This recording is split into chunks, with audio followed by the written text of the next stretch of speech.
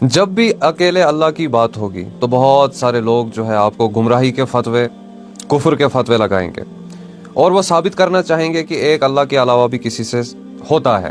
اور جب ایسے ماحول کریٹ ہوں گے، جب ایسے ماحول بنیں گے، تو اس وقت آٹومیٹیکلی دو جماعتیں بنیں گی۔ ایک جماعت جو ہے موحدوں کی جماعت ہوگی، جو کہ قرآن اور حدیث سے ان کو ثابت کر کے دیں گے کہ خالی ایک اللہ سے ہوتا ہے، بس اکیلے اللہ سے ہوتا ہے، سارا نظام اکیلا اللہ رب العزت چلانے والا ہے۔ اور دوسری طرف سے مشرکوں کی جماعت اٹھے گی، جو ثابت کرنے کی کوشش کرے گی کہ اکیلے اللہ سے نہیں ہوتا ہے، بلکہ ہمارے ولی اللہ یا بزرگ یا اور بھی کوئی ہے، ان سے بھی ہوتا ہے۔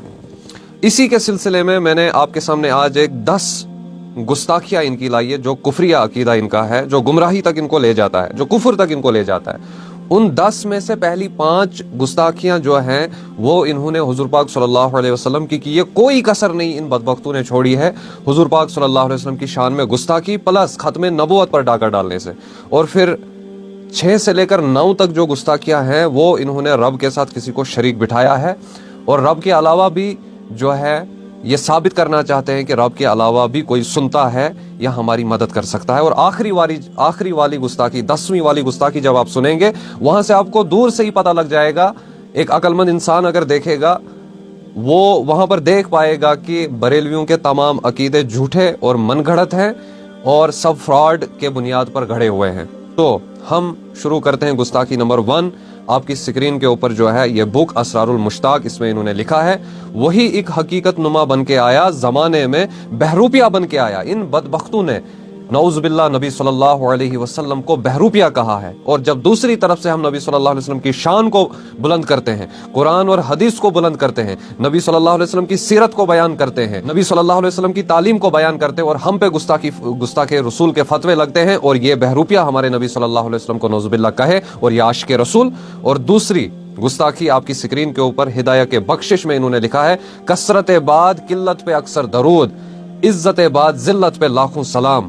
یہ بدبخت لوگ جو ہے نبی صلی اللہ علیہ وسلم کی ذلت پر لاکھوں سلام بھیجیں، اور ہم اپنے حضور پاک صلی اللہ علیہ وسلم کی شان کو ایسے بلند کریں کہ حضور پاک صلی اللہ علیہ وسلم اس دور میں ایک روشنی لے کر، ایک مقصد لے کر، ایک قرآن لے کر ہم تک آئے، جو دور فتنوں کا دور تھا، جس دور میں ہر طرح کی گمراہی تھی، اس دور کو حضور پاک صلی اللہ علیہ وسلم نے اس دور میں اللہ رب العزت کے نظام کو قائم کر کے دکھایا، اور ہم تک ہمارے صحابہ بھیجے، ہمیں ایک قرآن سے تعارف کرایا، ہمیں اللہ کا تعارف جس نے کرایا، جس حضور پاک صلی اللہ علیہ وسلم نے کرایا، ہم اس کی تعریف کریں اور ہم گستاخ، اور آپ حضور پاک صلی اللہ علیہ وسلم کی ذلت پہ نعوذ باللہ درود سلام بھیجو، اور آپ عاشق رسول۔ ایسا نہیں ہوتا، ایسا بالکل نہیں ہوتا۔ گستاخی نمبر 3 آپ کی سکرین کے اوپر یہ رہی، جال حق، جس میں انہوں نے لکھا ہے، انبیاءوں سے خطا ہو سکتی ہے۔ یہاں پر انہوں نے انبیاء کو خطا کار قرار دیا ہے۔ اب میں چپ بیٹھتا، لیکن دوسری ہی چوتھی گستاخی جو ہے انہوں نے لکھی ہے یہ مغفرت ذم میں، کہ اعلیٰ حضرت کی زبان یا قلم سے نقطے کے برابر بھی غلطی نہیں ہو سکتی۔ یہاں پہ اعلیٰ حضرت کو یہ معصوم ثابت کرنا چاہتے ہیں، اور پیچھے تیسری جال حق والی گستاخی میں یہ خطا کار انبیاء علیہ السلام کو لکھتے ہیں اور ان کو خطا کار ثابت کرنا چاہتے ہیں، اور خود کو اعلیٰ حضرت معصوم ثابت کرنا چاہتا ہے۔ اس کا مطلب اگر ہم دیکھا جائے یہ چھوٹی بات نہیں ہے، بلکہ یہ ختم نبوت پر ڈاکہ ہے، کہ انبیاء خطا کر سکتے ہیں لیکن اعلیٰ حضرت خطا نہیں کر سکتا۔ یہ ختم نبوت پر ڈاکہ ہے۔ آپ ختم نبوت پر ڈاکے ڈالو، اور آپ عاشق رسول، اور ہمارے مولانا انور شاہ کشمیری رحمۃ اللہ علیہ بہاولپور کے کورٹ میں اللہ دتا قادیانی کے سامنے تحفظ ختم نبوت کے لیے اور تحفظ ناموس رسالت کے لیے وہاں پر کھڑے ہو جائے، اور وہ کافر اور تم عاشق رسول ختم نبوت پر ڈاکہ مار کے، نہیں بھائی ایسا نہیں چلتا ہے۔ گستاخی نمبر 5 آپ کی سکرین پر، حضور پاک صلی اللہ علیہ وسلم سورت بشری میں ظاہراً کافروں کے ہم شکل تھے۔ او بے غیرتو، تم نے میرے نبی کو کافروں کی شکل کا بولا۔ بے غیرت انسانوں، اس سے بڑا کفر اب کیا ہو سکتا ہے؟ اس سے بڑی گستاخی اب کیا ہو سکتی ہے؟ اور تم یہ کہہ کے بھی عاشق رسول، اور ہم یہ کہیں کہ کسی ماں نے ایسی خوبصورت چہرے والا، ایسے حسین چہرے والا، ایسے خوبصورت چہرے والا نبی پیدا نہیں کیا ہے، نہ کوئی اس روئے زمین پر آیا ہے، نہ کوئی آئے گا۔ ہم یہ کہہ کر بھی گستاخ رسول، اور تم ज़ाहिरन काफिरों के हम शक्ल कह के भी आशिक रसूल ऐसा नहीं चलता है। तो ये 5 गुस्ताखियां जो है इन्होंने हुजूर पाक सल्लल्लाहु अलैहि वसल्लम की है, जहां पर उन्होंने कोई कसर नहीं छोड़ी है। हुजूर पाक सल्लल्लाहु अलैहि वसल्लम की गुस्ताखी और खत्म नबूवत पर डाका डालने के लिए कोई कसर नहीं छोड़ी है। उस नबी सल्लल्लाहु अलैहि वसल्लम के बारे में, जिसके बारे में एक अकीदा भी अगर किसी ने गलत रखा तो वो कुफर तक पहुंच सकता है, उस नबी सल्लल्लाहु अलैहि वसल्लम के बारे में इतनी गुस्ताखियां, अरे गुस्ताखियां इतनी हैं कि टाइम की किल्लत की वजह से 10 ही में पेश कर रहा हूं, आगे मैं और पेश करूंगा। लेकिन जब ऐसे ऐसे गुस्ताखी के फतवे उन पर लगेंगे तो फिर हम पर कौन से फतवे लगते हैं, हम इसका इंतजार कर रहे हैं। तो अब अगली 4 गुस्ताखियां जो है ये आपने रब के साथ किसी को शरीक ठहराया है, ये रहा आपके दाऊदी साहब की ज़बानी और हामी साहब की ज़बानी।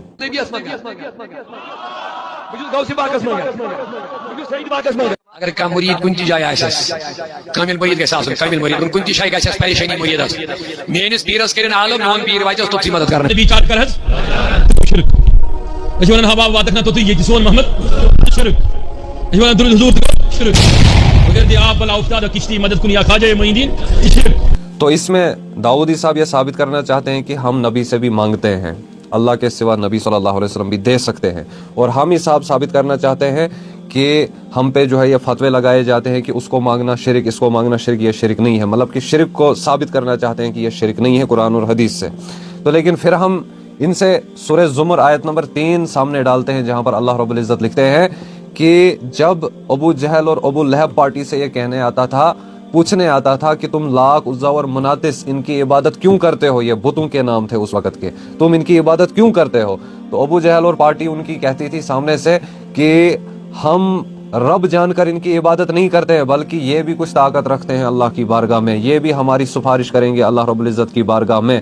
तो उस दिन का मुशरिक भी यही कहता था, और आज का अगर हम मुशरिक यहाँ पर देखें ये भी यही कहता है, अरे रब तो रब है, हम तो इनसे रब जानकर इबादत नहीं करते हैं, बल्कि हमारी सिफारिशें उनके सामने करें। अब बताओ, यहाँ पर तुम अबू जहल और अबू लहब की पार्टी में खड़े हो गए, ना कि मोहम्मद रसूलुल्लाह सल्लल्लाहु अलैहि वसल्लम की पार्टी में खड़े हो। और दूसरी तरफ बुखारी 1010 बीच में हजरत उमर रजी अल्लाह अन्हु, आप उनके खिलाफ खड़े हो गए वहां पर कि जो अल्लाह रब्बुल इज़्ज़त से दुआ कर रहे हैं कि अल्लाह, जब हमारा नबी सल्लल्लाहु अलैहि वसल्लम हमारे सामने होते थे हम उनसे दुआ कराते थे और तू हमारी सुनता था, बारिशें नाजिल करता था, लेकिन अब जो कि वो हम में मौजूद नहीं है, तो अब हम उनके चचा से दुआ कराते हैं या अल्लाह तू बारिश अता कर दे। तो अब हमें बताइए कि आप अबू जहल और अबू लहब की पार्टी में खड़े हैं, ना कि हुजूर पाक सल्लल्लाहु अलैहि वसल्लम की पार्टी में खड़े हैं। आप तो हजरत उमर रजी अल्लाह अन्हु के खिलाफ हो गए यहाँ पर। तो ये रही 6ठी गुस्ताखी। और अब है 7वीं, 8वीं और 9वीं गुस्ताखी, जिसमें इन्होंने इल्मे गैब पर डाका डाला है और जिसमें इन्होंने ये साबित करने की कोशिश की है कि अल्लाह के सिवा भी किसी में यह ताकत है कि वो किसी की जान ले सकता है।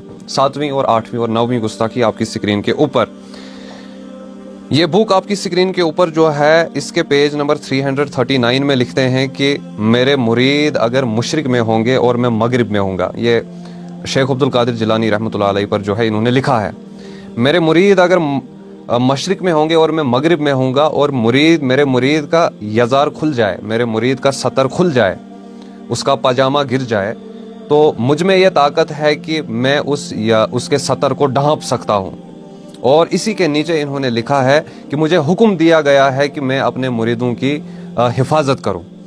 और 8वीं गुस्ताखी, ये आपकी स्क्रीन के ऊपर जिन्नात का बादशाह पेज नंबर 13 पर लिखते हैं कि एक मुरीद शेख अब्दुल कादिर जिलानी रहमतुल्लाह अलैह के पास आया, तो उन्होंने एक लोटा गलती से दूसरी जानिब रखा। उन्होंने रखना तो एक साइड की तरफ था लेकिन दूसरी साइड रखा, और इस पर शेख अब्दुल कादिर जिलानी रहमतुल्लाह अलैह को इतना मलाल, इतना गुस्सा उनको आ गया कि उन्होंने एक जलाल भरी नजर अपने मुरीद की तरफ देखी, और वो नजर ऐसी थी कि वो मुरीद जो है इस नजर को बर्दाश्त नहीं कर पाया और वो इस दुनिया से जा बसा। इन्ना लिल्लाहि व इन्ना इलैहि राजिऊन। अब आप मुझे बताइए कि ये वाली ताकत सिर्फ अल्लाह रब्बुल इज़्ज़त रख सकता है कि किसी की जान ले सकता है, ना कि शेख अब्दुल कादिर जिलानी रहमतुल्लाह अलैह या और कोई भी वली। किसी में ऐसी ताकत नहीं है कि वो किसी को जिंदा कर सकता है या किसी को मार सकता है। और 9वीं गुस्ताखी आपकी स्क्रीन के ऊपर ये रही, का नाम है अल कादिर और गौस पाक का नाम अब्दुल कादिर। अल्लाह के नामों में ये अल कादिर जो है ना, इसमें सारी बातें आ जाती हैं। तो पता क्या चला, वो अल कादिर है, उसके जलवे देखने हो तो अब्दुल कादिर को।